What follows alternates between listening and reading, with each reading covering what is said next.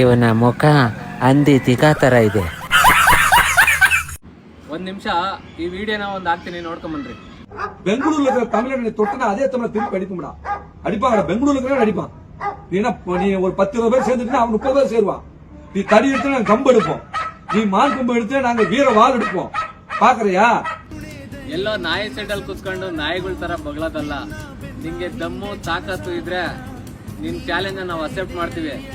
ನೀನು ಅಪ್ಪನ್ಗೆ ಹುಟ್ಟಿದ್ರೆ ಬಾ, ಆಯ್ತು, ಕನ್ನಡಿಗರೋ ಇಲ್ಲ ನೀವು ಅಂತ ನೋಡೋಣ. ನಾವು ಇದುವರೆಗೂ ತಾಳ್ಮೆಯಿಂದ ಕಾಯ್ತಿದ್ದು, ಕನ್ನಡಿಗರು ತುಂಬಾ ತಾಳ್ಮೆಯಿಂದ ವರ್ತಿಸ್ತೀವಿ.